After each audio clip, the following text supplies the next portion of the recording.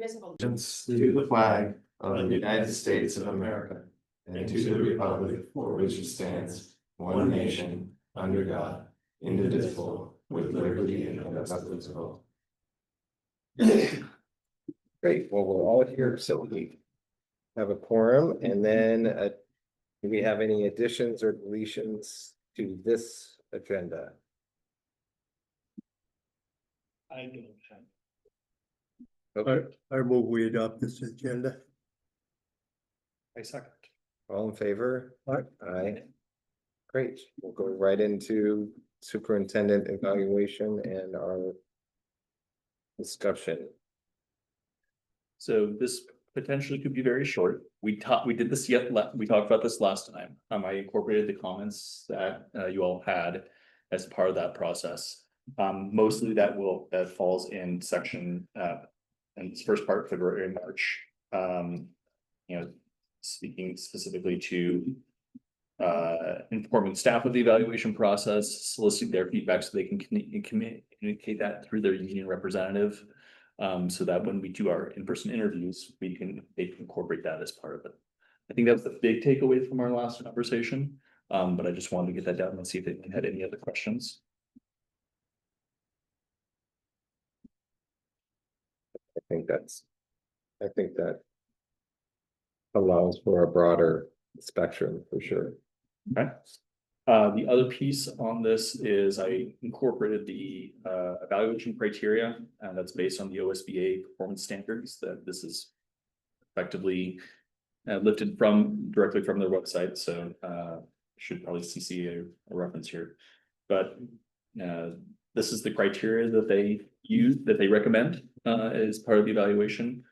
I wanted to get everyone's eyes on it to see if there was any changes or amendments or removals that people would be interested in seeing. I don't have any, we've used that criteria in the past too, so. Seems to be pretty effective. I guess I just have a question, a logistical question. You're rating 1 through 4 on each of these. Yes, exactly. Yep, that's how they do it. Yeah, I mean, that would be my only thing is what I remember is nobody did a straight 1, 2, 3, 4. It was like, oh, 3.75 or I don't know if it's true. I don't know why, but just saying, Yeah. I don't know if we do 1 through 10 instead, just. Does that make the math difficult for you? Yes, I didn't sign up. This is not math class. Just saying, I guess it doesn't matter. We'll figure it out. I mean, it just was kind of amazing that I think everyone was looking for a broader way to, nobody wants to give 100% and nobody wants to give 75%. So that's where it came in. Maybe you could describe, like when I do evaluations, I very, very rarely give exceeds, right? Most people are doing their job and they're doing what they're supposed to. So maybe it's not like think of it as a 75. Right. It's more like, are you, meeting or exceeding? Fair enough. And most people are not getting a lot of exceeds. And I don't know, maybe Our just describing it. Our standard tends to be if they got an exceeds, they should be presenting in conferences on the topic, right? That's typically what we say if you're in 4. Joe and I did present on something.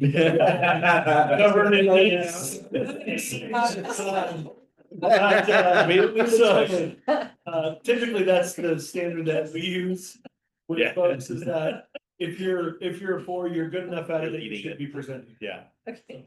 All right. The one addition that wasn't listed in the performance standards that I made sure to include was the use of NA.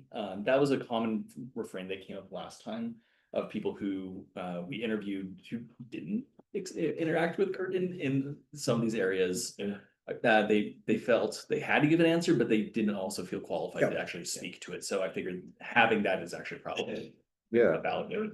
Well, and I think the one that's interesting is the one around asset system. Well, okay, if you do what you say and say what you do, I mean, some people think of it, well, I didn't experience of doing anything unethical, so I'm not sure. It's an interesting, because there was a lot of NAs in that one. Yeah. Like, Yeah, so I mean, it's an interesting dynamic, but I think offering that as the option is probably not a bad idea also. Yep. Okay, yep. all right, well then, if this works, then I think Amy, we probably need to post this somewhere for us to share when it comes time for the evaluation, and then. Sorry, I suffered some pretty bad insomnia last night, so I'm a little bit of a little bit of a space case. All of us are. So I think, yeah, the only thing then at this point would be to adopt this in our regular board meeting as the process and move on from there. Great, I think, Fastest meeting ever. yeah, I Yep. know. So announcements, we'll have a. Well meeting. done. Yes, well done. Thank you. Thank you. Absolutely. Yeah, big time. Thank you for doing that. Eric, super appreciate it. So quick announcements. We'll have a regular board meeting in 24 minutes. And then on November 5th, we'll have a regular board meeting followed by a board work session starting at 5:30. And so this work session. Sure. Great, that was fun. Everyone go for a walk, Yeah, no kidding. smoking if you got. Meeting session at 5:58. Let's all rise for the pledge of allegiance. I pledge allegiance to the flag of the United States of America and to the republic for which it stands, one nation, under God, indivisible, with liberty and justice for all. Okay. We do have an addition, right, to the agenda under board business.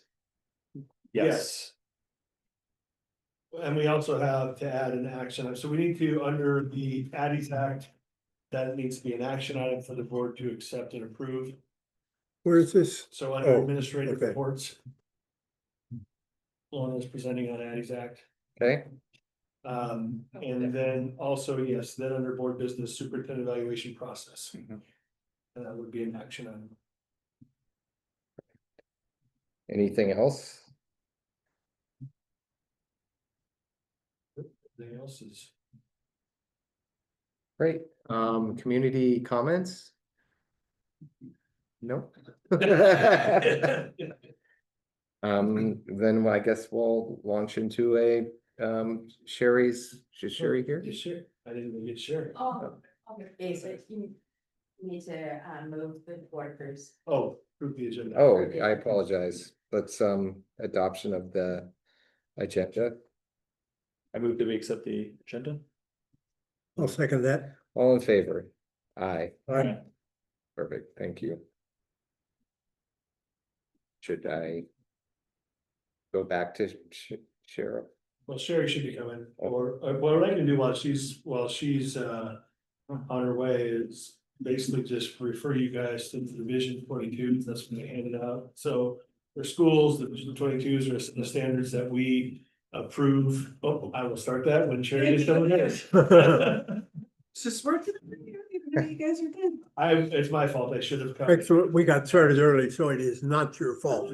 Hey, There we go. Aye. that sounds good. Hi, how's everybody? Great. How are you? Good. Gotta get my brain in this mode right now. Any questions on the reports?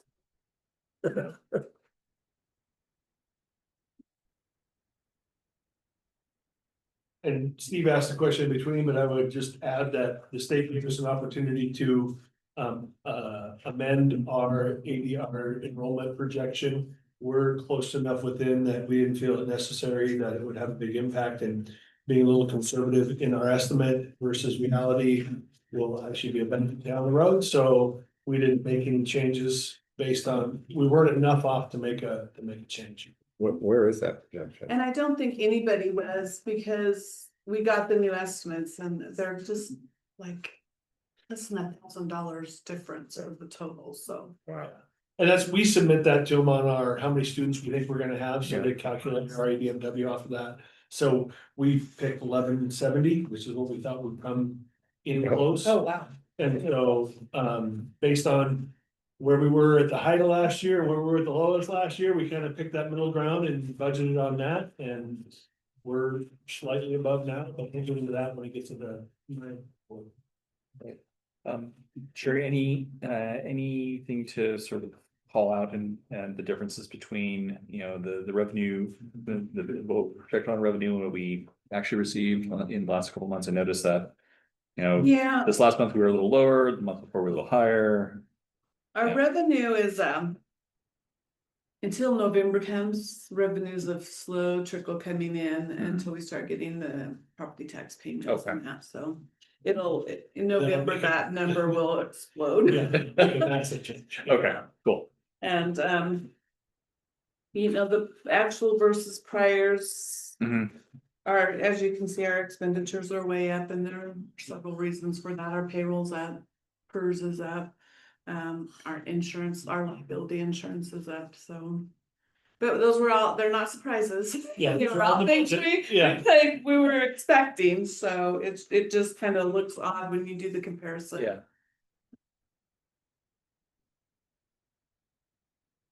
And the payroll, we gotta remember, it's not just the COLA and the added to the insurance cap, it's also the 10% service hit that we got, so it's a big, it will be quite different.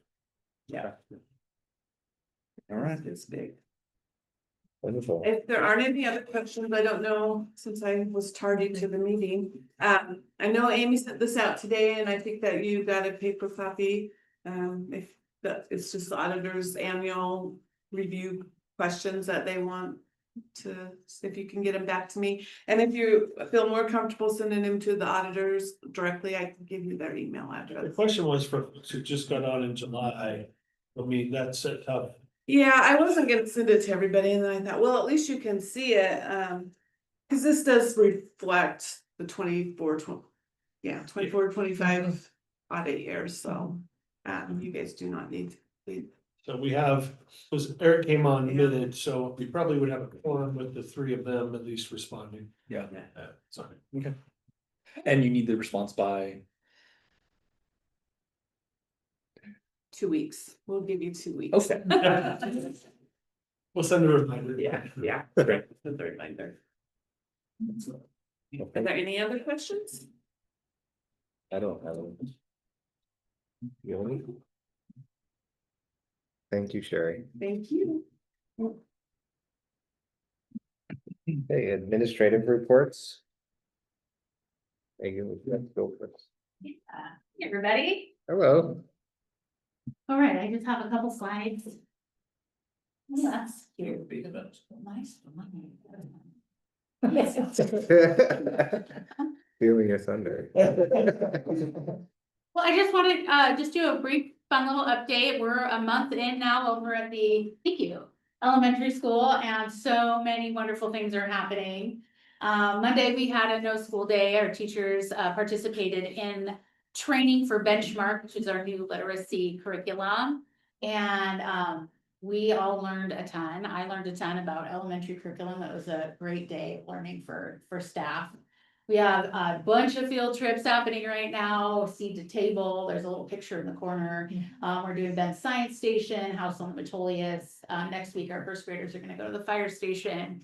Lots of fun. Our Folk Fest musicians came and wowed us with our beautiful instruments last week. Really cool experience. The kids got to try all the instruments, pick a mandolin and play the banjo, super fun. And then just, let's see, was it Monday? Yeah, because today's Wednesday. We had a guest from Rwanda, a village in Rwanda who supports some students there, and our fifth graders are gonna be pen pals with the students from his village.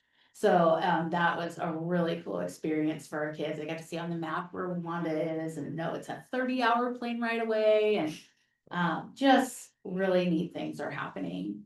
One of the things that we are working on now is we're putting our goals together, and we have at the elementary school our teaming model is that we have 4 teams that all of our staff participate in, and you can choose one. You can be on the belong, prepare, inspire, or leadership team. And each team put together a SMART goal, and then we worked on some strategic action plans. So under the Belong umbrella, our staff and that team wanted to set a goal around some data-driven behavior program, really just looking at what we have, beefing that up, having some really consistent school-wide expectations. And we're gonna do that by just making sure we're using our new Be the Three framework. That's be safe, be respectful, and be responsible, and just making sure kids know what that looks like in all the areas in our building. It looks like I have some, my full goal isn't there. I thought I'd fix that. I'm sorry. I can fix that later, but you can see the writing. We're gonna be really beefing up our school-wide positive behavior system, and then establishing some consistent monthly data reviews and interventions. So that's the work in the Belong.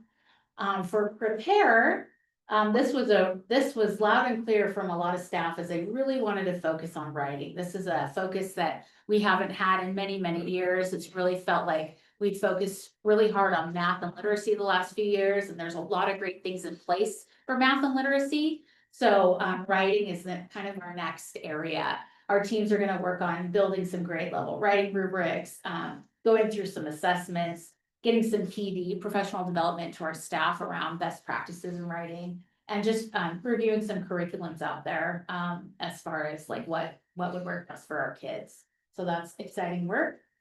Our Inspire team is working to put together a buddies program, and that's based on the strategic goal 3.0 in our strategic plan document. But younger and older students are gonna have 6 opportunities to pair up with each other and do different activities. Should be a lot of fun. We're gonna, the numbers down here, these are our action plans, but we're gonna create a committee. They're gonna assign class pairings. We're gonna survey students on their interests, so we can really have them doing things together that are engaging, but still align with our standards. And then develop a reflection tool and schedule some time for reflection, so that we can really monitor and the progress and see how those go. So we're really excited about our 3 goals for this year. We have PLC time on Fridays in the afternoon, where we're gonna do a lot of this work together, and I'll be excited to report out and see how these go. So yeah, that's what I have for you. But Justin, come on up. Do you have questions? Do I need to? Okay. Forgive me. Questions?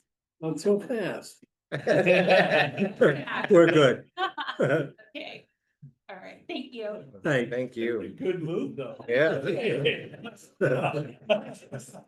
gonna have to remember that. Justin, your turn. Out of there. Good evening, everyone. Good evening. Good evening. This is necessary. I just wanted to quickly share, today was a great day for the middle school. We had our 6th graders heading off to outdoor school this morning. Saw Lisa this morning with Caleb, and lots of nervous energy and excited kids to head up. And I'm gonna go up and see them tomorrow afternoon after school and hang out for a bit. But yeah, lots of fun energy today. And then the energy left, and just 2 grades left in the school for the rest of the day. So yeah, good day today. And I'm gonna share a little bit around our goals as well. These are, so I'll kind of talk about it some more fleshed out than others, but in terms of looking at our Prepare, we want to stay focused on some math work, as just thinking forward into the high school and having kids achieving that graduation, getting kids ready for the high school and math. Our initial iReady diagnostic score, and again, I want to speak, sometimes we look at 33% like, oh my gosh, that number is based on an expectation for the middle of the year, not at the beginning of the year. So that number is much different. If we were to say, where are they supposed to be? But when we say the middle of the year, it's nice to then see the growth, and we can look at that growth over the course of the year. So all that said, it is an area in terms of numbers and operations that we need to put some work in and get our kids some more support and improve in that area. So that also allows us to do that building wide, because numbers and operations, we can do that work in science, we can do that work in social studies to some degree. Again, some of the action steps for us in terms of kind of the classroom is, from my lens and our leadership, is looking, really focusing as a building on check for understanding. So that regular check-in with students of what are you understanding? What are you knowing in terms of the teaching? I can teach it, but if they don't learn it, that doesn't do us a whole lot of good. So we'll be doing some PD around that and helping our teachers have already picked 2 strategies that they're going to use consistently, and then we're going to check in on those on the 10th. We're going to do what I'm going to call educational rounds. If you think of like hospital rounds in the medical profession, get teachers in each other's classrooms and kind of identifying what they see in terms of checks for understanding and best practices. So really trying to work from that lens and that model, and also wanting to work with Megan and Steve and being in their buildings as well. I think there's real value in getting school teachers seeing what it looks like in elementary and what it looks like in high school. So we'll be doing that as well. And then we've been able to build a schedule, and I inherited that. I'll give credit to Tim and the team before me, of creating some enrichment classes for kids that we know are struggling in math, and that we have 2 teachers in there every day supporting kids that are struggling, which is huge. And then we'll do some focus on numbers and operations from that lens as well. And we've also implemented a class for our 6th graders. We're calling it Middle School 101, kind of that idea of really learning about what middle school is all about, but giving them some additional time and support for what does study skills look like? What does an organized binder look like? What does it mean to prepare for a test? So really trying to teach some basics that oftentimes as adults we assume they know. So we'll be reporting out of how the assessments go on our iReady. In math. In terms of belong, one of the things that, again, the team worked on last year that I believe in is kind of structuring our morning time. Many of us may have called that homeroom, but for us, calling it a belong class, where it's 6th, 7th, and 8th grade. That happened every other day last year. We moved to an everyday format where we have 6th through 8th graders together, so we can work on that mentoring and supporting each other. So that's happened. And I want to give Steve credit in terms of, we talked about the youth truth data that with a survey that's upcoming, really taking a look at that data when it comes back in December and making some decisions based on that data for what we need to target for needs in the building from kind of January through June. And again, don't want to steal Steve's thunder, but I also want to give credit for kind of suggesting that to me, because it makes a ton of sense that it's kind of real data that we get, and we can then make decisions moving forward. So kind of put some action steps on there.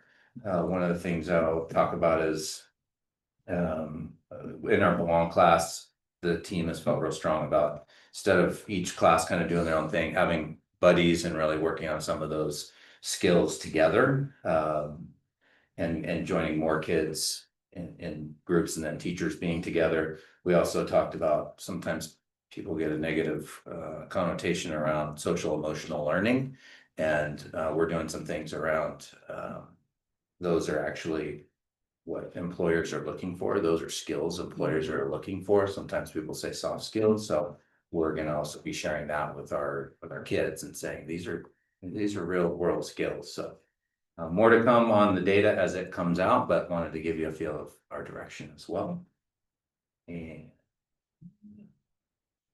Inspire, kind of one of the things that Megan and I did in our previous school in Redmond, we built what's called a champions team. So really focusing on kids that our staff identifies as needing a champion, needing a cheerleader, needing somebody that's going to be there to check in with them regularly and support them, and connecting that to some mentorship work as well.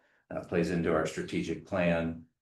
And so we had our first grade level meetings on Monday, and we identified some kids. And so then I have a follow-up meeting with, I call it the support staff. So it's myself, dean, counselor, we have our librarian, we have our office ladies. If any of you want to be involved, please reach out to me where you would want to sit and check in with a kid. I'm looking for anyone who wants to spend some additional time just supporting a student. And so we'll start assigning kids to adults, and that'll be kind of their champion for the year. And we saw some real success in our previous roles, and it fits really nicely with the strategic plan. And then also going to do some work with the STEM hub out of the ESD. Some of our struggling kids don't always, I think in middle school, don't always see a future or a path of where they can go. And working with them about getting some of those kids into some industry field trips where they can go and see some different industries in the area and start seeing, I could do that, I can do that, even though school might be hard, I can do that. And so they're coming in Friday for some PD with our staff. So that's what we're up to at the middle school. And I'll ask if you have any questions. I did have a quick one about the middle school 101 Yeah. course. So is that something that you're looking at trying to incorporate extra outside of the belong time? Is that something that, or would it be part of belong? It is, it's outside of that, so it's just for sixth graders. And it's every other day for them, and for our sixth graders, so. Again, as we know that transitions are difficult for kids, and so going from elementary to middle school, our sixth grade teachers worked as a team last year with the master schedule was built, and kind of brought me up to speed this year, and talked about kind of the purpose and the rationale. And as both a former elementary teacher and middle school teacher and elementary principal and middle school teacher, I see a lot of value in that.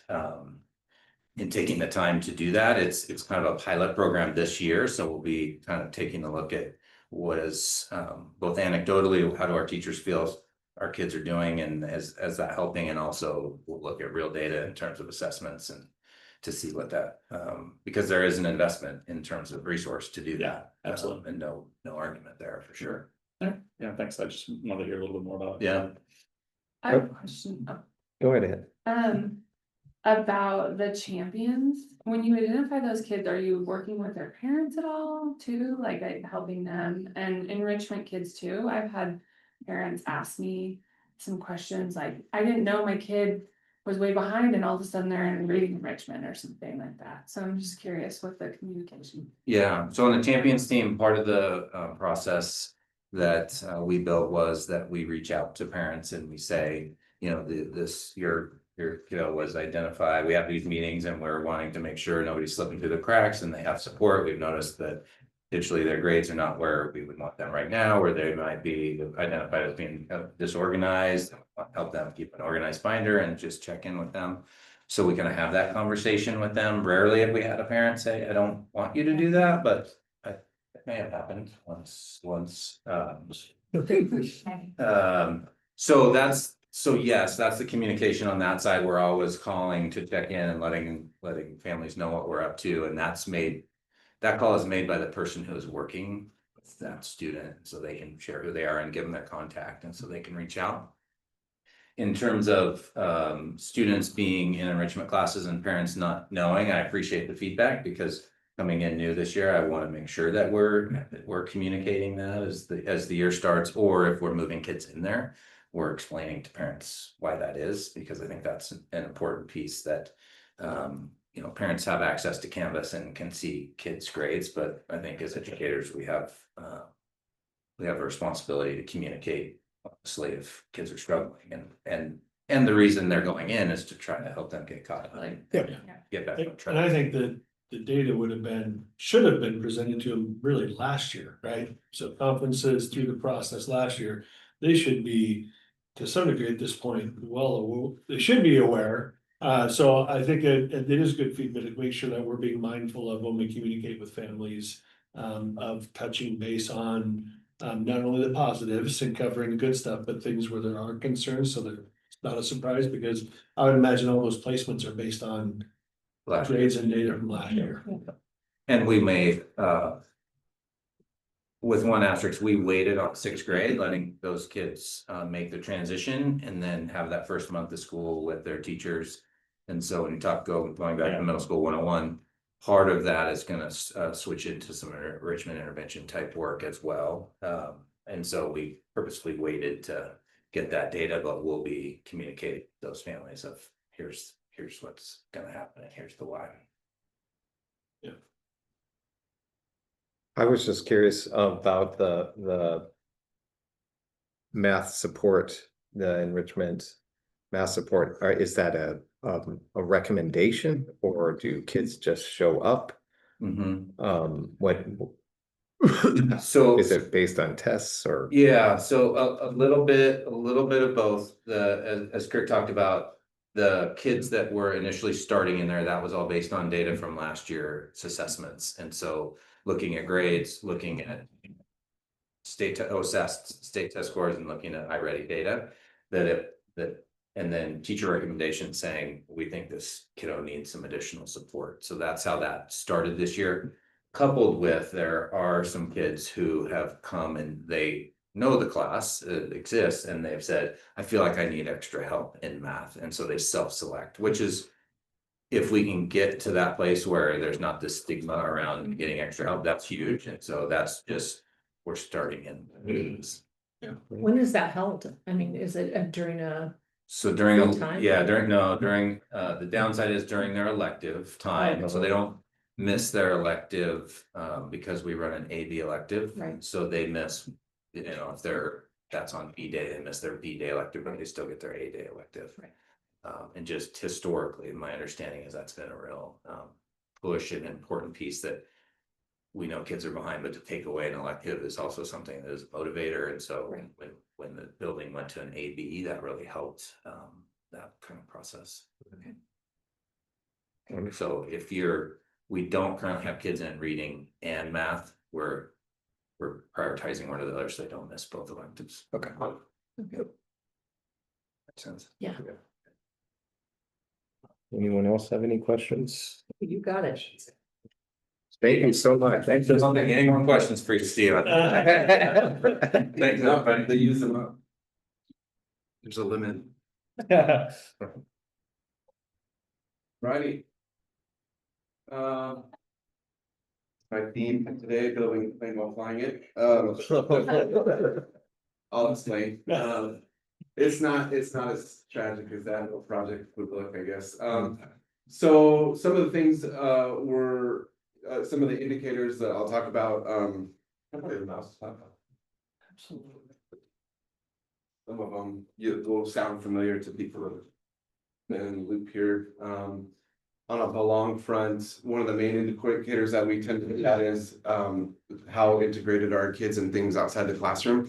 And so we've hit this number pretty consistently. A couple different ways that we measure it. We keep track of rosters, of course, of different things, but then we also do a survey at the end of the year where kids can report back to us what they're up to. So, we'll give them did you do one sport? Did you do one club? Did you do multiple? And those sorts of things. And all in all, we feel like this is one that we feel like we're pretty well honed on. And the 20%, that aren't there, we actually capture that too. So in our survey at the end of the year, we tend to look at things like, well, a lot of our kids are doing stuff outside of school that sounds a lot like stuff they'd be doing in school. So if we don't have such and such a club, they might be participating outside of the school. We want to know that they're doing cool stuff that they're interested in, not just things that are at school. So we do have a little bit of data on that regard. So some of the that 20% gets captured in that, and even things just like having a part-time job, that kind of thing. Yes. Ensuring that students have at least one adult in the building that they can trust when they need help. That again is something we track both through Youth Truth and through that end of the year engagement survey. And we've hovered in that 80% on that as well. And so looking at 85% as just incrementally progressing. We'd love for 100%. That's we want every kid truly to have somebody they can trust.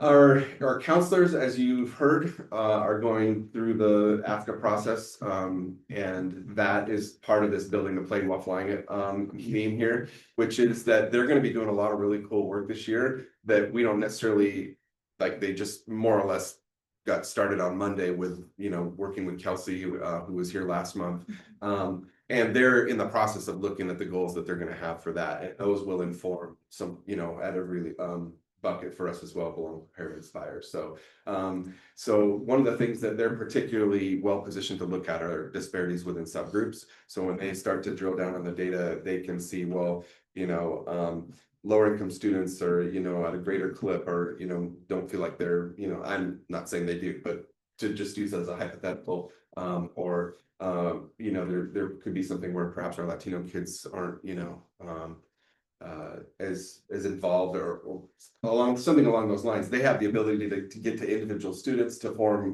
groups that meet.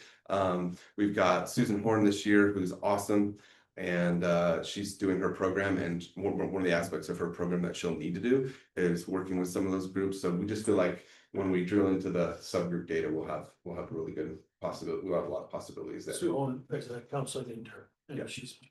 Yeah, she's working directly with Mr. Kanzik, but really as just part of the broader team. And she'll be helping with that ASCA process too, which is great, because it's kind of like she'll get like a really detailed view of what the job, you know, what the gold standard is for the job. And then one of the things that I'm really excited about this year that I've been kind of trying to edge us towards as a building is, as a small school, it's sometimes hard for us to offer everything at the scale that you might see at a big high school. So like student government for us, we have our regular ASG officers who get elected in the spring, and then they serve throughout the year, and they're meeting it once a week to talk about initiatives and different things. But in other schools, you might find that that's actually a class they have every day. So and so that provides a lot of opportunities. And because we're smaller and our kids want to do all the things, you know, this is how it's going to work. However, what we've done this last year is expanded the scope of what our student leaders are doing by the addition of a student council in addition to the ASG. So now we just have way more kids involved. And the great thing about that is they're the kind of the eyes and ears on the ground when it comes to, you know, a theme like belong. You know, they truly are hearing and seeing what's going on in the hallways, stuff that teachers might not pick up on. And so we'll be looking to them to really help us. But again, we're right on the front end of that. On a prepare front, you know, leaning on some of our data that we associate with, you know, our integrated grant and what the state requires of us. So graduation rate of 95 plus will, you know, kind of put us in the increment and the pace increments that we worked out with the state. If we were to look at our data for this year, I think not last year we were 94. I think we dipped to 93. And our freshman on track is actually the one that for me was the kind of a little bit of a something to dig into. We dipped on that from what we normally track in the low 90s to like, I think it was 86 or 87. So that's one that we had way more freshmen than we normally do last year, you know, almost, you know, a full 20 or 30 kids more than we normally do. So that could have played a role. And then sometimes you just have, you know, cohorts that have clusters of kids that, you know, are just a little bit further behind. And so we'll be digging into that and hopefully essentially doing what we could do in terms of tracking our ninth grade, finding out, you know, who the individuals are that, you know, were lagging a little bit last year, and basically creating, you know, a team that really tracks those 10th graders to make sure we get them back on. And one of the things we're doing there is we have a dedicated recovery class during second term, where if they've got a core class that's part of that mix of being behind, that they'll have an opportunity to get caught up there. Our 10th and 11th grade state required courses are up and running. So as you know, in the last few years, we've had a personal finance civics class and then a careers class. And so this is the first year that we have all of those up and running, which is both daunting and exciting. And, you know, in terms of managing our FTE was a little bit tricky to have that all pencil out. And this will be, I think I talked about it before, but this will be that year where we have 10th and 11th. And then once our 11th graders this year, they'll have met that requirement heading into their senior year, then it'll just live as a 10th grade program. And by design, that helps them get prepared for the Aspire program that they'll encounter as 11th graders. And then the Aspire program, we've talked about it before, but Dana's just done an amazing job with that, going from, I think, 3 mentors when she took it on to over 20 now. And so we've got lots of possibilities there to support our students. We've already had lots of mentors in the building in the month of September, which past years, just with the turnover of the position, it was hard to even have the program really up and running until October. So we feel we've got good energy there.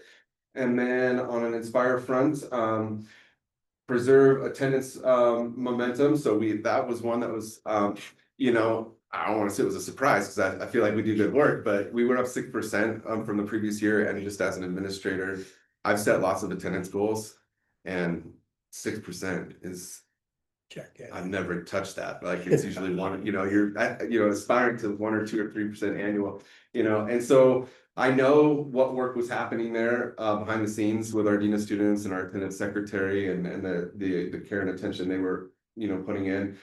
So we'd like to maybe just keep the momentum up and push from 67 up to 70. Again, those are students who attended 90% of enrolled school days.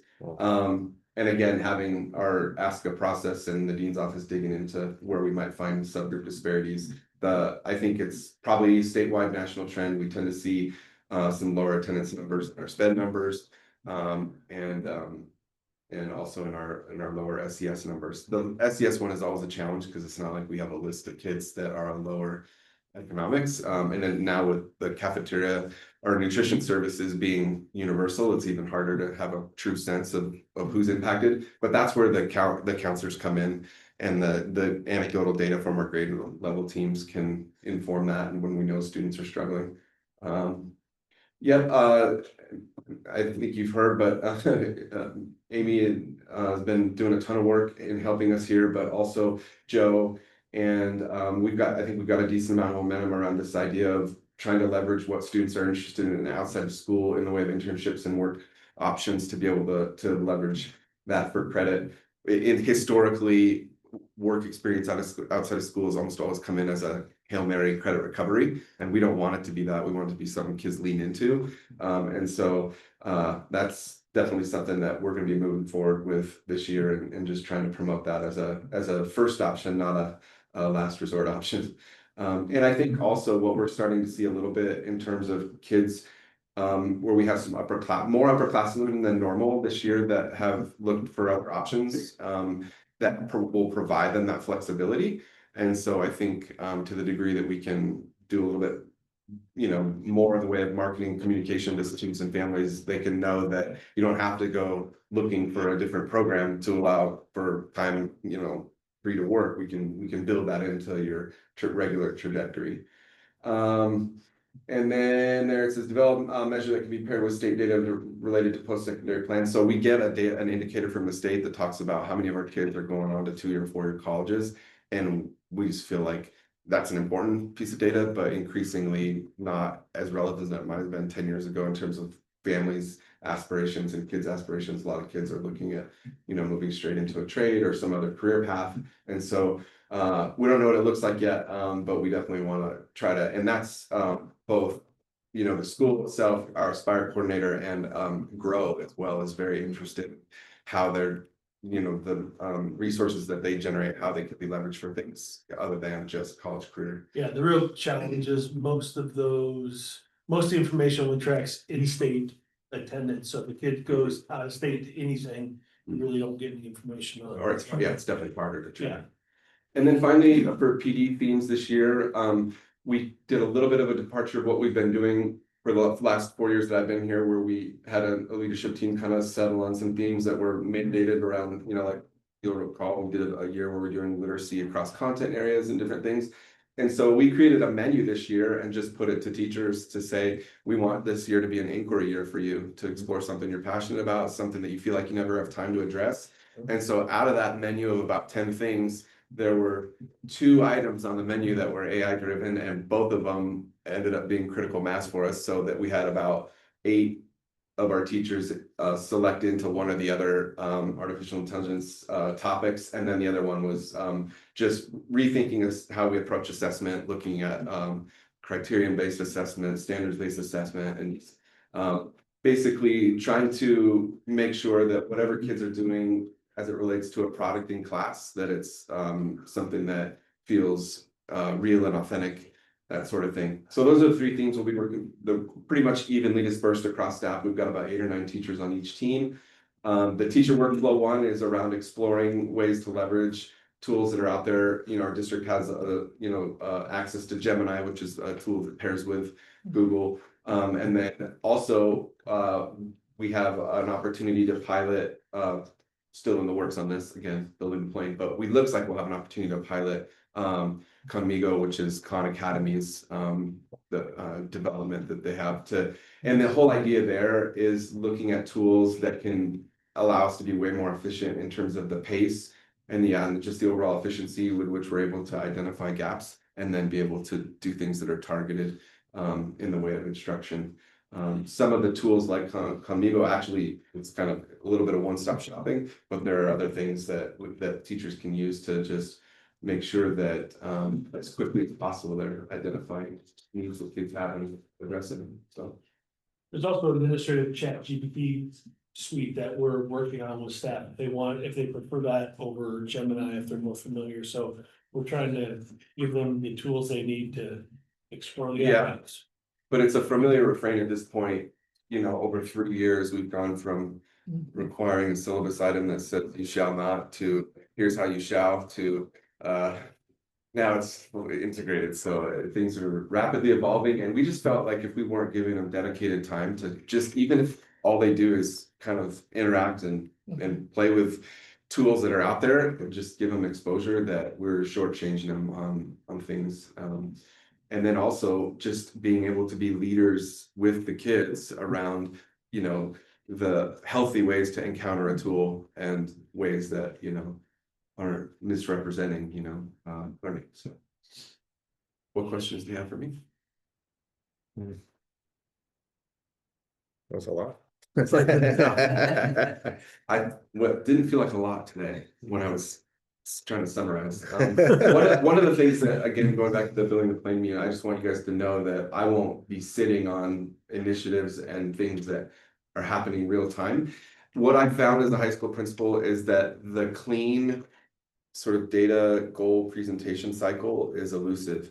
In other words, coming to you in September and saying, here are the numbers and here's our goals and this is what we expect. I didn't get the state refined data about my own graduation rates until last week. Yeah. And it's still not publicly available, and all the other ones too, right? Like attendance and 5-year. So it's hard to sit in front of the staff with data that's not even ready yet. And so that's a piece.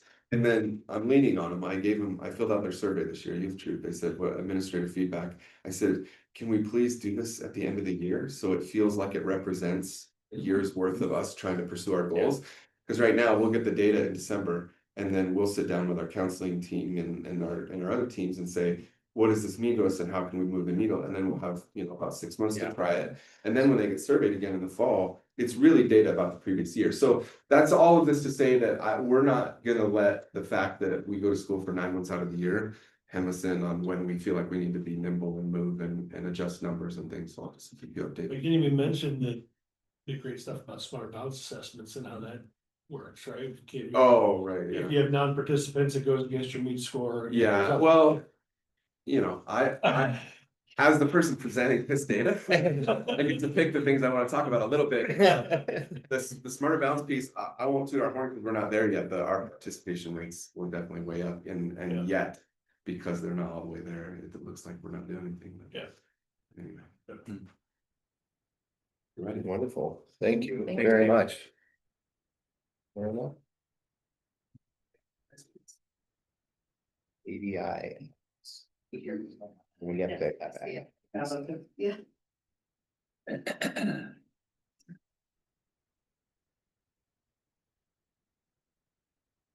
Hi, how are you tonight? How are you? Good, I'm good. So I'm here tonight to talk about our Addie's Act, which is our suicide prevention protocol. Something that ODE requires us to update yearly, to list all of the things that we are doing, as a preventative effort for suicide prevention. Just gonna go through this with you. Starts with the table of contents. And again, really just the purpose of the Addie's Act, it's actually Senate Bill 52, and it mandates that every Oregon school district adopt a comprehensive student suicide prevention plan, K through 12. Includes policies for prevention, intervention, post-vention. It requires that the plans are made publicly available, posted on our website, approved by the board. just to make sure that we're covering all our bases, implementing a program that's successful and helpful for students. This is just kind of generalities that just basically that we understand that this is an important topic, and hopefully that we have a proactive approach to support every student. It's a living document. It's reviewed each year. I also make updates to it. And as I was sitting in the background there, I realized one thing that I did forget that I'm going to add tomorrow morning is our youth truth data and how we do review the youth truth data and how it does impact our Belong programming and what we do for our Belong piece of our mission vision. All the information is confidential. We respect our FERPA guidelines for student confidentiality. I just have a quick little section in here. I review this every year with the counselors to make sure that we are all in line with the supports that we have and our vision and response protocols. So I did review this with the counselors in September. So we're just continuing to review it. I have definitions in here as far as just terms that might be in the protocol that might be, need more information on exactly what those definitions are. So this is really the meat of the whole suicide prevention protocol for the district. And I just want to point out really, I know I was here last month and we talked about our Ask a Natural Standards and we celebrated our 2 ramp certifications, but I really wanted to dig into, I don't think a lot of people really understand how a ramp certification supports all levels of our counseling program and especially suicide prevention. So I know I presented before about what is RAMP. It's a recognized ASCA model. And the mechanisms that RAMP supports suicide prevention is it really helps us. We're looking at data. We have early identification of at-risk students because we are looking at data. We have improved screening and assessment protocols that we're constantly revisiting, and those are all ASCA forms. We look at increased protective factors and students' resilience. How are we mindfully teaching coping, mindsets, and behaviors? And all of those are ASCA standards. We really work hard on our staff collaboration and increasing the capacity, even for general education students, teachers. RAMP includes indirect services and whole school supports for our positive school climate and systems. And I did also want to point out, I misspoke at our last board meeting when I was talking about the percentage of RAMP schools in Oregon and in the United States. And actually, there's 131,000 schools in the United States, and there are only 1,300 of those that are RAMP certified. So it's actually less than 1% of all schools are RAMP certified. And so I think that just speaks to the caliber of the sister school district that we have 2. And working on 3. So, yeah. So, just in summary, a RAMP certified school is better positioned to support suicide prevention by we use data and we have a structured process to help identify the students at risk. And I think you heard from the building admin that was touched on in each building that we are working at building those relationships. It helps us build policies and tools and train our staff to intervene effectively. It helps build resilience and protective environments for students through our counseling program, the lessons we're providing, and collaborative support. And it just ensures a continuity of care because we're involving parents and guardians or putting out community resources. And then we also are following up on all of those resources as well. So I just wanted to just hit on that because I think it is a big part of the support for suicide prevention that we are doing. Another really key factor in our district that I am super proud of is the fact that we have a reduced counselor caseload ratio, which also means an increased student contact and direct support for our students. So an average Oregon school counselor to student ratio is 395 to 1. Within Central Oregon, it is way over 400. in our other districts around us. And here we are, average sister school district ratios as counselors to student, we are 100 less students per counselor. And that just really helps impact be able to intervene, to support the students with what they need. So I really, I'm really proud of that data. One of the things, I also want to point out here, I've broken this down into 3 different sections, and this first one is how are we doing preventative and proactive approach? And this is for staff. So these are all the things we're doing for our staff.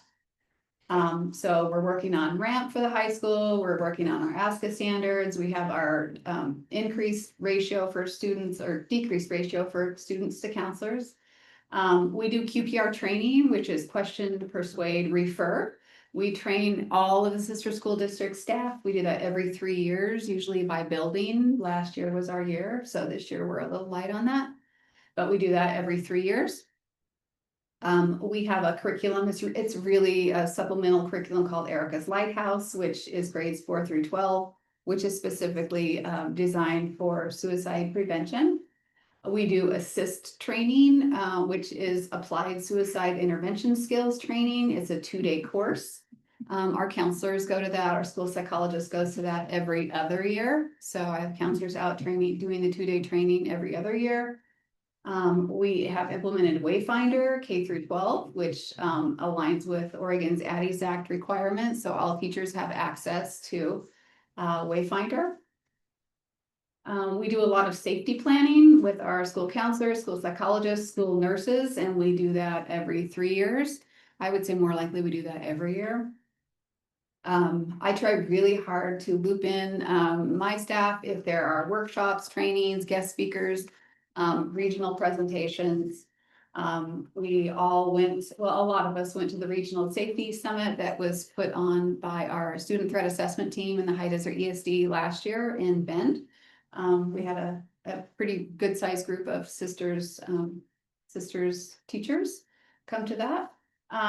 We work on our suicide screening, training, and review so that the counselors, school psychologists know if we do think we have a student at risk of suicide, we have the proper protocol, the suicide screeners to determine the level of risk.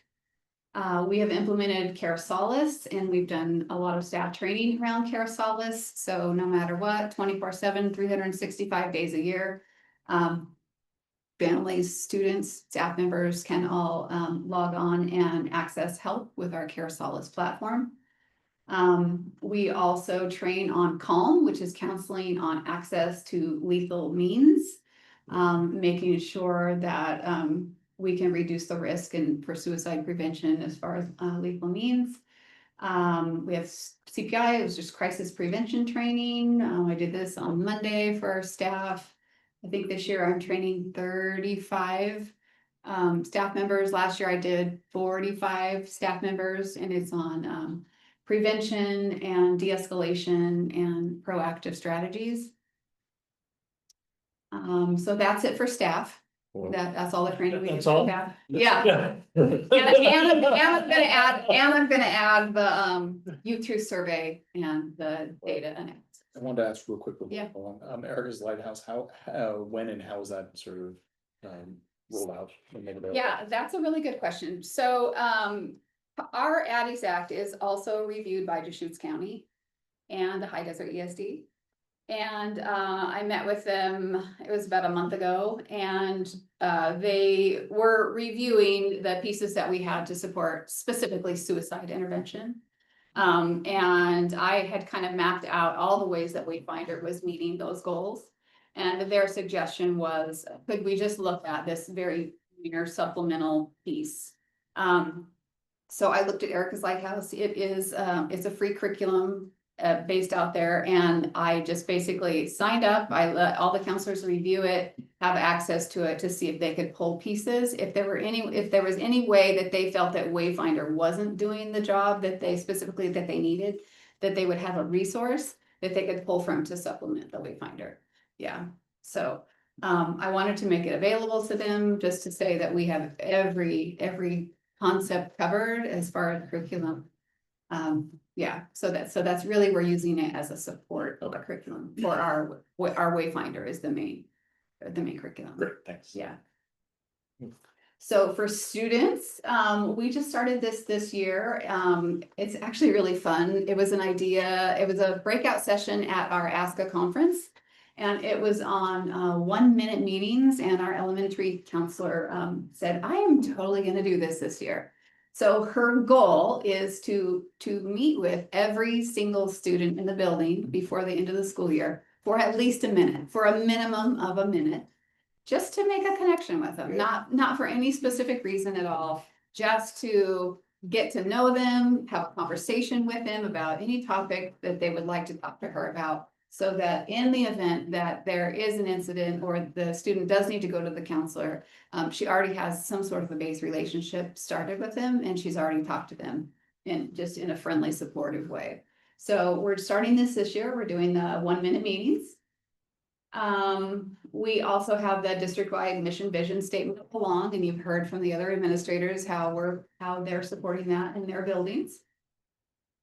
We have Project Wayfinder, and it is also aligned to the Castle Aligned Skills, and you can see all of the things that it ties into: suicide prevention, early identification of at-risk students, intervention protocols, culturally and linguistically responsive practices, postvention, if you have a crisis, how do you implement crisis recovery, staff training and awareness, and student empowerment and peer support. We have the Sisters Strong Belong period at the Sisters Middle School. We have targeted lessons that are delivered by our school counselors along these topics in the upper elementary and secondary levels.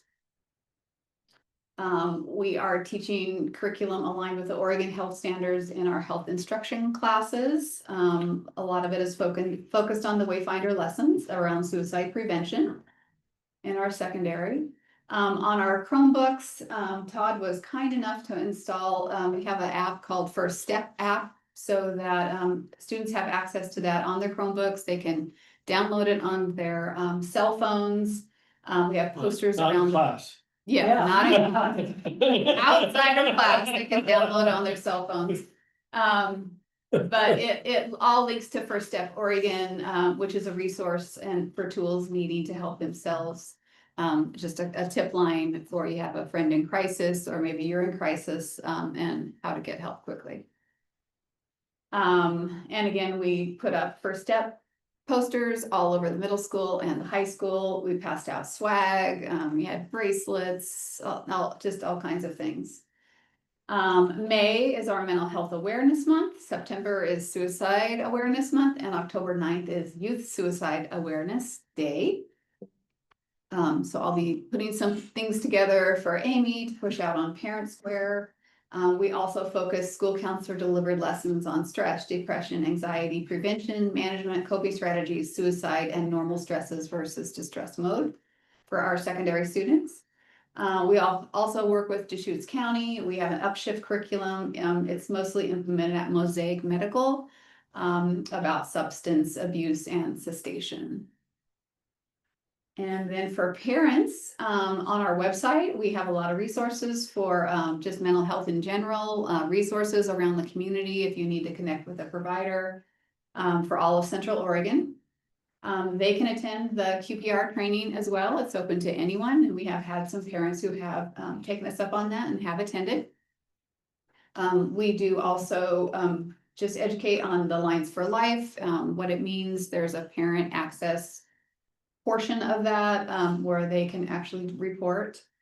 And then annually, working with Deschutes County and all of the other school districts in Central Oregon, we do a virtual Hope Help Heal conference. It's virtual. We have guest speakers talking about a wide range of topics. We do breakout sessions, mostly discussion around mental health and preventative strategies and how to live through it, how to live with a teenager. I mean, all of the things. And it's kind of fun because regionally I get to work with all of the other directors within a region that have my job. And so we plan it all together with Deschutes County, and we have a pretty good turnout every year. That's usually in the spring. We also have Care Solace, and I do push outs for on our Squarespace at different periodic times, like before a big break.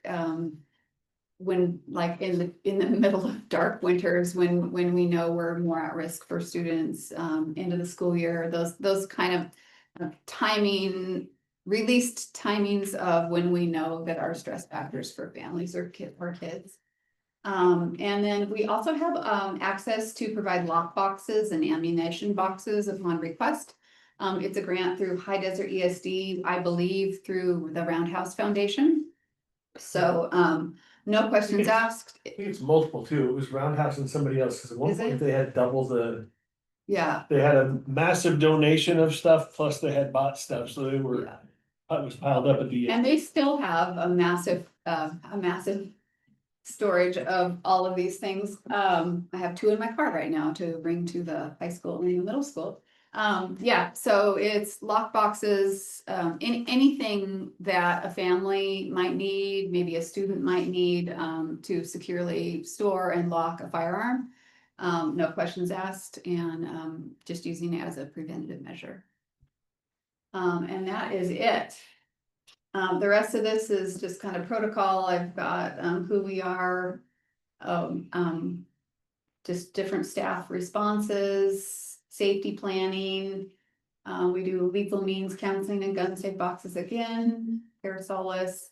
Our district is part of the Tri-County response team. If we do have a student crisis, we reach out to the Tri-County response team. They're regional and they will come in within a very short amount of time and provide counselors and support for our district, for teachers, for students, to help support crisis. Kind of have a little flow chart for suicide intervention protocol. And then all staff intervention protocol. What our response is as a district. A student reentry plan, if we have a student who's hospitalized for suicide, risk of suicide, how are we going to help them do a reentry into our school? How are we going to support them with reentry? Postvention, what happens after a crisis? So how are we going to support our community, our students and our families after a crisis? What are the resources we're going to access within our community? Same protocol here. Here's our sister school district crisis response team. So Kurt is our primary contact, and then myself, and then we have all of our building admin. And then just some guidelines around student memorials. And that's it. It's pretty thorough. Can you think of anything that I missed? That's all. Not that I don't have any questions. Yes, do you have any questions? So did you created this whole document? I did, Wow, yes. living document. It's been a growing, it's been a growing document since, it's gotten better every year, I'll just say that, yeah. Wow. Yeah, got better every year. And also the services that we're providing our students and our teachers and our whole community has gotten better too. Yeah. When I first started, we didn't have Care Solace and we didn't have Wayfinder and we didn't have Lines for Life on our computers. So yeah, it's been growing, so. Thank you very much. Does anyone have any questions? Yeah. Not a question, but a comment. We are so blessed and lucky to live in a community that has a local option that adds an extra 15% to our budget, keeps our class sizes small, keeps our people want to teach here. So we get the best teachers and best administrators in the area. And we can just do a better job. And much of that really comes back, I think, to the fact that we've got a little bit more money to do all these extra things. And we ought to be grateful for I that. 100% agree with you. And this one specifically, you're usually the historian, but goes back to the 2015 bond, when we're able to pay off the loan against the expansion of the elementary school, which put $240,000 back into our operating budget. Yeah. And then we funded counselors out of Yeah. that additional money at that point and have had that counselor ratios. Smaller class sizes, more counselors, better people. There also is a direct link between graduation rate and the student counselor ratio. Yeah. And the lower the ratio, the more, if you think about it, regulated kids are learning kids. So when you have counselors who have the capacity to actually support the needs of the student, then they can go back to class and they're ready to learn. And then the students go to class and they're actually learning. So it's a direct link to that ratio and your graduation rate. And yes, I'm thankful to be in a district that supports their counseling program. Thanks, community. Yeah. Yes. Well, thank Yeah. you for this document. Yeah. Yeah, so it will be Thorough. uploaded on the website. We did get some money through High Desert ESD in Deschutes County for the Forward Project grant, so I will have to go and report this at a couple of regional meetings this winter to show how we're using the money. I'm using the money mostly to support the ASCA work at the high school this year, which I think is money well spent. So Just want to one more time reiterate, thank you for having this. It helps me feel a little bit better. yeah, Yeah. it's my Yeah. pleasure. Yeah. It helps me feel better too. Yeah. And I I can love the sleep at 1 night. minute idea because for me, you know, a lot of kids. They might be fine for 3 years and then all of a sudden they have an issue. At least they have that 1 minute contact to talk to someone. Yeah, and also our mission vision, that part of it is belong. I think that's really impactful. Well, thank you Okay. very Now, is there much. something we need to Yeah. approve tonight? We have Oh, to do do action. you approve my Addie's Act? Yes. It's- We have action to Oh. approve. I move that we approve that. I am gonna make the one addition to youth tours data, and then I will finalize it. We can approve a living document, yeah. Okay, We have- all in favor? Aye. Thank you so much. Yeah. That was amazingly thorough. Okay. Kurt? All right, hard to follow that. Mine is a little more boring than I've given you the Division 22 packet. Again, Addie's Act, our comprehensive counseling program, all these are also what I'm finding in the last 5 years is because of active legislative bodies, we're finding a lot of double up that just like we approve a budget, but Joe has to come present the budget for a consolidated plan. Or we do it here, but then also they want it on the record somewhere else that we've put the consolidated grant in front of the board. So much like that, the Division 22s are those things that exist to say we're providing a comprehensive, counseling program, that we're teaching health education in schools, that we're meeting our graduation requirements, as Steve presented earlier, the change. We're meeting our seat time hours, right? There's a wide breadth of all those things.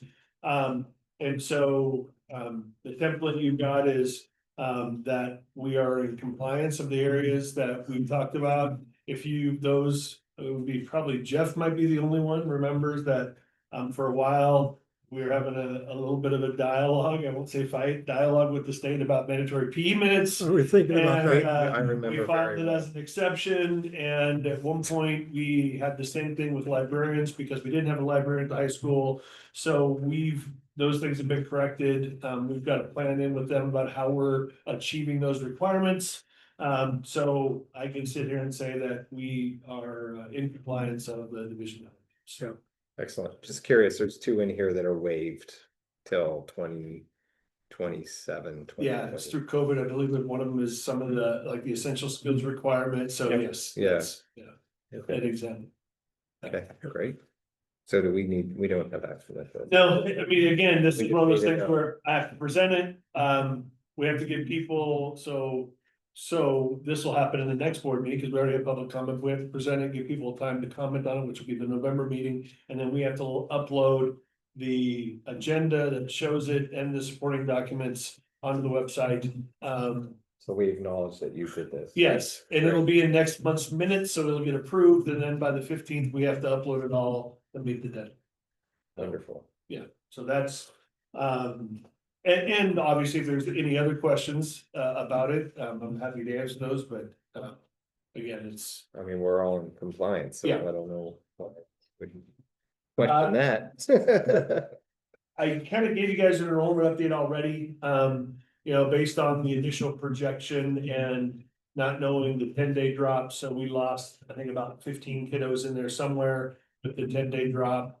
You know, we are actively having a dialogue as a team about kids that are choosing other options, cleaning up that data. Homeschool is really hard. It seems to be a moving target, whether they've applied with ESD and whether there's accurate, because some of those kids actually are still on the homeschool list. Amy's doing a great job of cleaning it up, but yet they were on the homeschool list at one point, but now they're enrolled with us, right? Or they're somewhere else, right? And so it's really a ongoing process, but part of it is to speak to the conversations of the team is, well, if you're not choosing us, why? What does that look like? Is there something we can provide that helps? What does that look like? And so we're doing a lot of work. I should say, we'll be doing a lot of work following up on those lists and talking to families and investigating what that looks like. I'm just curious, how did, well, from last assessment, it's 22 kids. So how many of those are kids that actually showed up and then chose to leave compared to? From this we had 'em change, And they weren't really here anyway. yeah, well, there's some kids who moved, Right, right? So some kids moved. We have maybe 4 at the high school that were Baker Webb, I think, since the last touch base. Yeah, at least a couple of those were ones we talked about where like Yeah, they're looking for opportunities to have a more flexible like schedule for their other pursuits. Yeah. We at least a couple of them, like, yeah, just haven't engaged with school in the sense that we just haven't seen them, and so then they got 10-day dropped. Yeah. And we don't know yet where if they've we don't have any information. like records requests or anything, so there's still a bit of limbo for some of the numbers, just not knowing what they're gonna. And the real challenge of that in the conversation is if they don't show up anywhere else, right, then they become the last enrolled, then they're still in our school data. Right, that's the real challenge in some of these processes, like there'll be a kid who 10-day dropped. We didn't get a request for documents anywhere, so we're the last school attended and they fall on our data as far as a non-completer. Right, so we don't know, and we don't know where they went. They do move, they just don't re-engage. So, I mean, there's some real challenges in cleaning up our data and making sure that we're getting it all closed out. But like I said, a few Baker Webbs that we know, but most of them are kids that just their families moved and they didn't show up. So, yeah. So again, more to come with that, and again, we projected 1170, we're 1184. That's, you know, it's better to be at that number than 64. So we're feeling fairly good about that. District assessment, asset update. So we are moving forward. Again, we're hoping that by November, this actually is listed. That's our goal, or these properties. So the plan right now, with these properties are, that we will provide or, put into the city to divide this property for the 0.4 acre, the field is separate. And also in the process, look at a rezone of everything to downtown commercial. And then, the survey actually with the park, that's in Park and Rec, it actually reduced that piece of land to about 1.2 acres. Really, you got about an acre that's developable, because that very tip is very pointy and goes to a sliver along that fence line, the diagonal fence line on the back end of that property, the elementary school. So we're going to work through a rezone to that for residential, so we can look at that as an opportunity for residential property. And look at that, and then we're also still working with Cloverdale, and you know, that's ongoing fun. So we got the water back on there, and I think part of we're going to be back in there soon, but that's also, we've had the conversation with them after next summer. They're out of the property, and you know, we're trying to get a plan to be unhooked from that property at some point. Yeah. So, that's the update. We are having some momentum, some traction with, getting into looking at Coalfield Center and what we need to do to potentially move spaces. Is anything happening there now? Yeah, well, no, it's empty. The architect is working on the plan. So we're has been working on the plan, so we're working on that process as well. I will say that the conversations that we're having, had a superintendent coffee today, and we're just still, I think last year we reported on the 2D, 3D monster kind of protocol. Just the ability for our students at all levels to support other kids on campuses, teacher aides going to elementary school, at the middle school, and what that is allowing is been a really, had parents talking about it today. It's a really positive campus feel. So really excited about that. Update on the elementary school with the field, as I shared with folks today as well. We've been wanting to remove that snow fencing because we understand what that does. We were told by the contractor that if we remove the snow fencing, it voids the warranty for the work that they're doing on the field. And so we're getting a quote for what that might, so what we might anticipate the needs to potentially overseed and top dress, because we're gonna have to do that anyway in the summer when it hits. And then we're gonna assess that, and the bottom line is we'll have it shut down until the growing season's done. So as long as it's getting above 50 degrees, the grass is growing, and we wanna mitigate the damage. And so we're probably still another month with the snow fence, and once things go dormant and we have snow on the ground, it'll be probably like last year, we'll open it up and then have a plan in place for the spring that we'll be on the hook for. But again, our kids need space to run, and so we're trying to look at those things, but that's what's going on at the elementary school. Greenhouse, they had a really nice work party. We've moving on that really well, so we're close. They put the raised beds up and a few last things for work, some sprinkler stuff, but we're getting to the very end of that project. Our volunteers have been great. I know David will be mad that I mentioned it, but David Hillary is really just instrumental in spearheading a lot of that work, and the Kiwanis, great group of folks have been putting in a lot of work.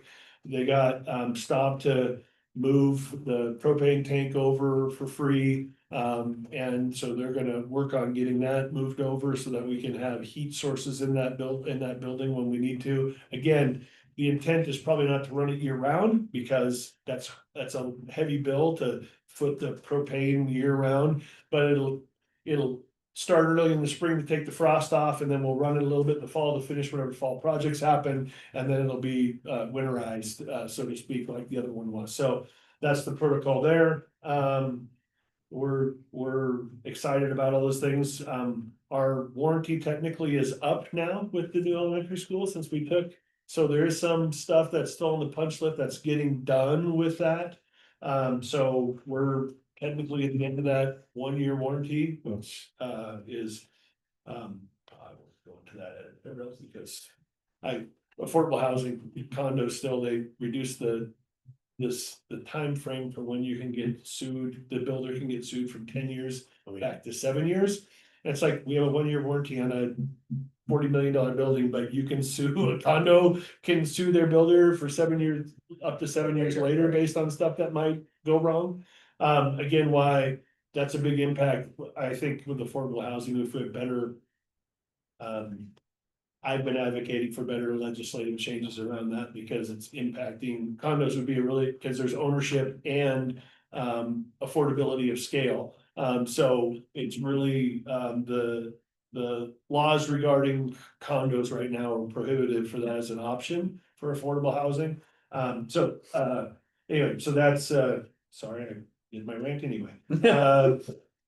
Other updates, we had a great, I think really well-attended superintendent coffee today. Had about a dozen folks in the room, good conversation, brought a variety of topics. So it was a mix of familiar faces and some new faces. Yeah, I was really surprised. I didn't see some familiar faces. I had a doctor's appointment.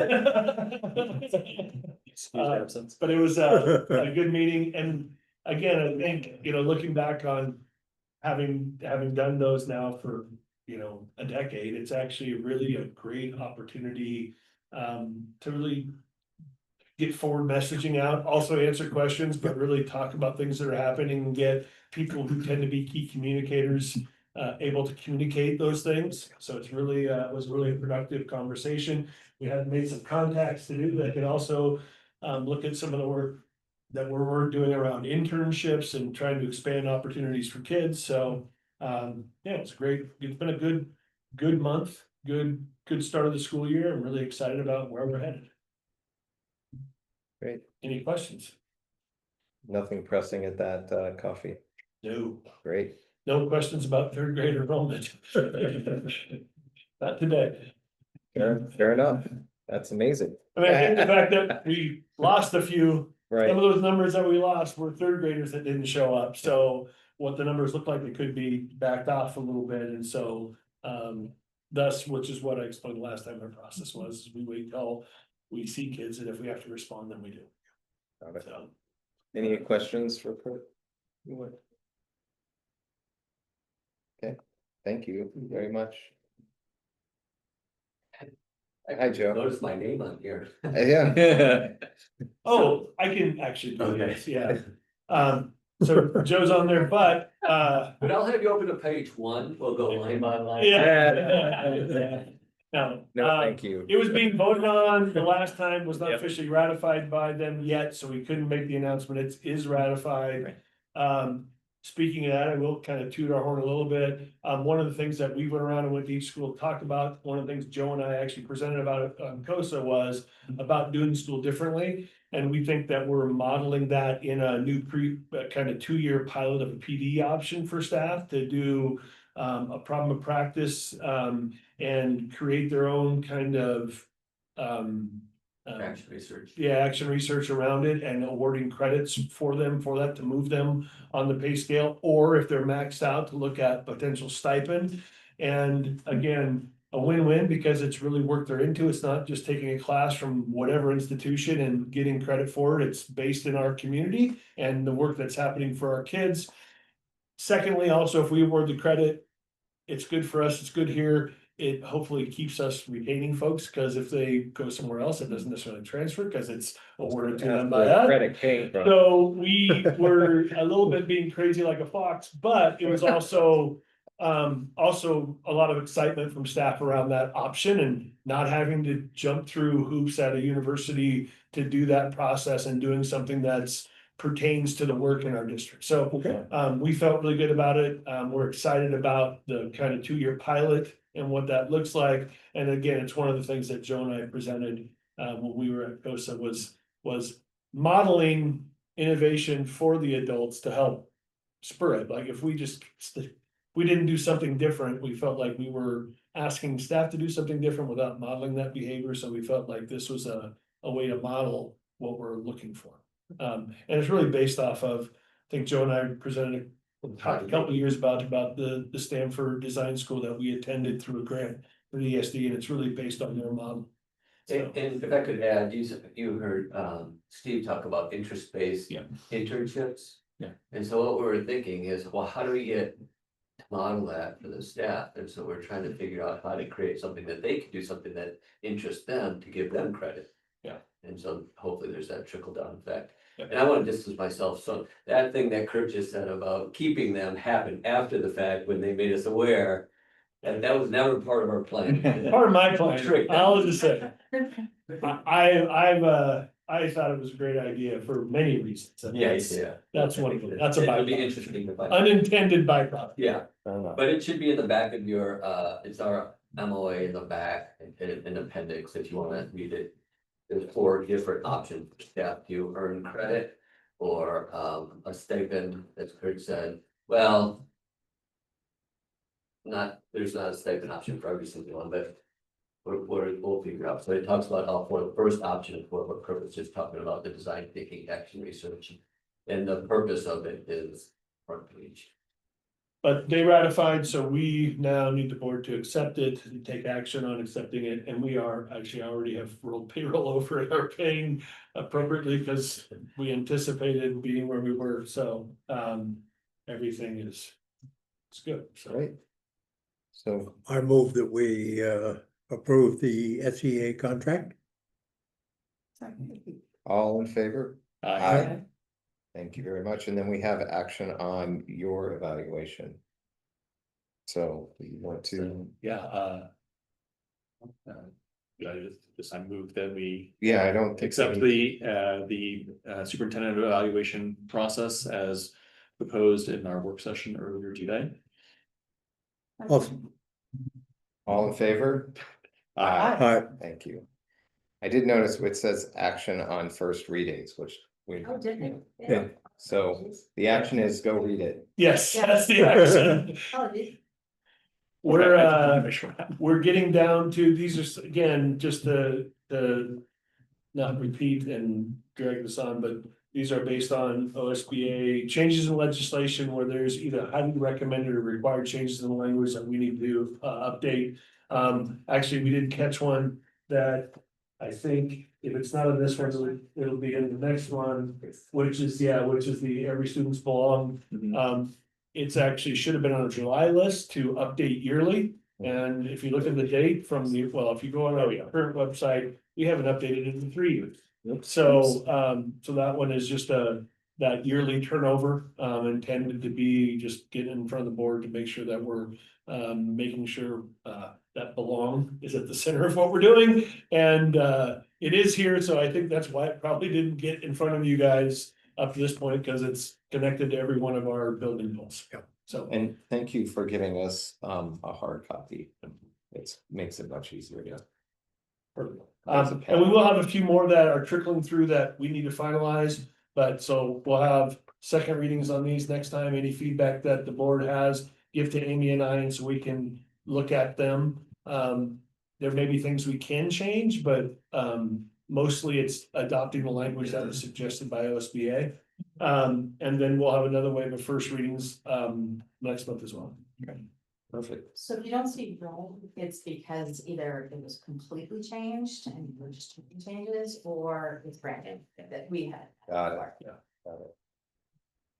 Okay, consent agenda, regular board meeting minutes and board work session minutes. We need to have a motion for this, don't we? Yes, Okay, I'll make that motion. I always just look at you to make the motion. I don't know if you've noticed that.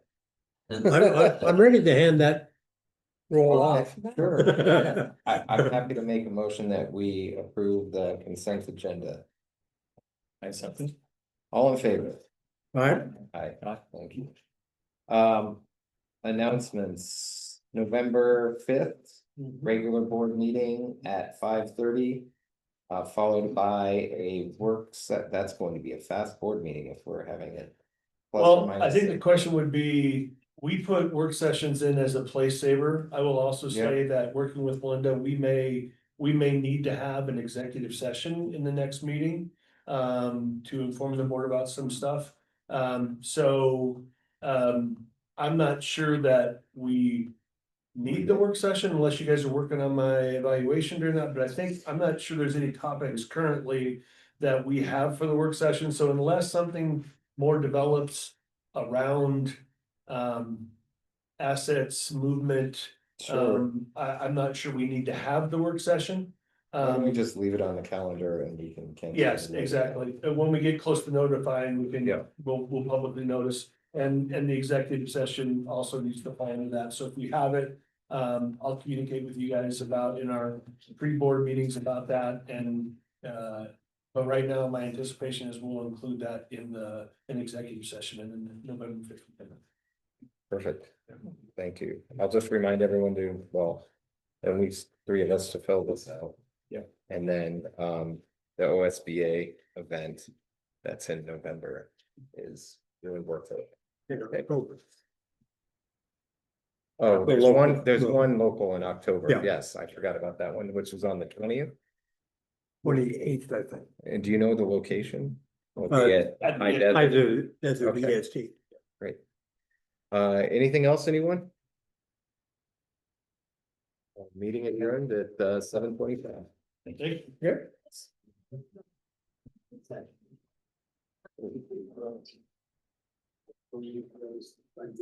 Oh, yeah. Thank you.